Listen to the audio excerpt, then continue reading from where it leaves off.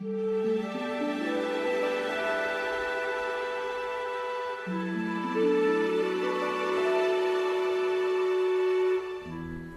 tentang kebiasaan Majapahit ini dihimpun dari catatan yang ditulis oleh Ma Huan.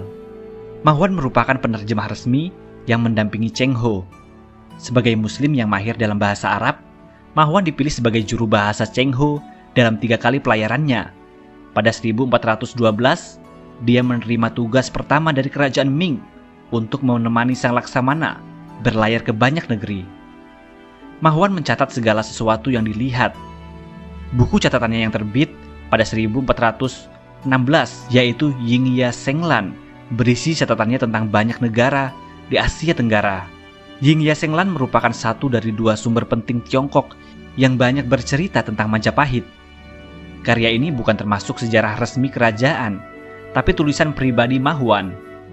Saat mencatat tentang Jawa, dia sangat teliti, memperhatikan hal-hal yang berkaitan dengan budaya, kehidupan orang Jawa, termasuk upacara perkawinan dan sistem penguburannya.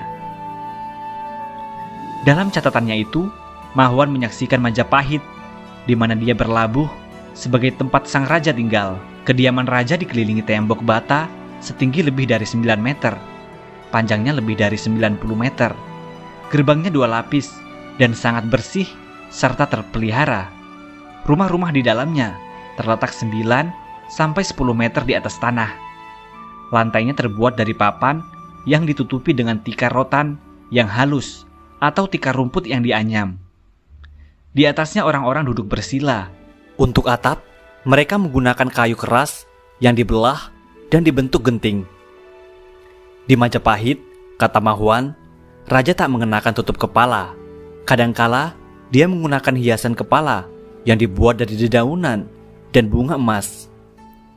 Tubuh bagian atas tidak ditutupi kain, sementara bagian bawahnya ditutupi dengan 1 atau 2 kain berbunga-bunga. Untuk mengencangkan sarung itu, digunakan kain tipis atau linen yang dikencangkan di sekitar perut. Raja juga tak mengenakan alas kaki. Terkadang raja mengendarai gajah atau duduk di atas kereta yang ditarik sapi. Raja membawa 1 atau 2 pisau pendek. Senjata ini dicatat Ma Huan sebagai pulak. Tentu saja orang Jawa menyebutnya keris, kata dia.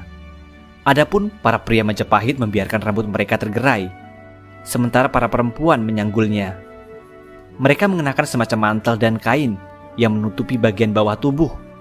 Para pria mengenakan pulak atau keris yang disisipkan di ikat pinggang mereka.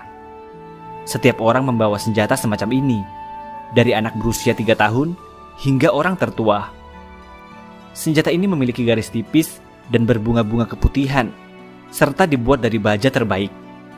Gegangnya terbuat dari emas, cula badak, atau gading gajah. Mereka dibentuk menjadi wajah manusia atau setan dan dikerjakan dengan sangat teliti. Dalam hal kesopanan, para pria dan perempuan di Majapahit sangat menghargai kepala mereka. Jika kepalanya disentuh, mereka akan mengeluarkan senjata. Atau mereka terlibat pertikaian dalam berdagang, atau mereka mabuk dan saling menghina, mereka akan mengeluarkan senjata dan mulai menusuk. Jadi permasalahan ini akan diselesaikan dengan kekerasan, catat Ma Huan. Penduduk negara itu tidur sambil duduk. Mereka tak punya tempat tidur atau dipan. Jika makan, mereka tidak menggunakan sendok atau sumpit. Kalau mau makan, pertama-tama mereka akan mencuci mulut mereka untuk membersihkan sisa pinang. Karena baik pria maupun wanita, mereka terus-menerus mengunyah pinang dengan daun sirih dan limau. Setelah itu mereka mencuci tangan dan duduk. Semangkuk penuh nasi mereka ambil. Di atasnya disiram dengan krim atau saus lainnya. Makanan ini dimasukkan ke mulut dengan tangan. Jika haus, mereka meminum air. Jika menerima tamu, mereka tidak menawarkan minum, tetapi menawarkan pinang, kata Ma Huan dalam catatannya. Semoga informasi ini dapat bermanfaat bagi kalian. Untuk itu, like, subscribe, dan komen untuk terus mendukung dan meningkatkan kualitas channel ini.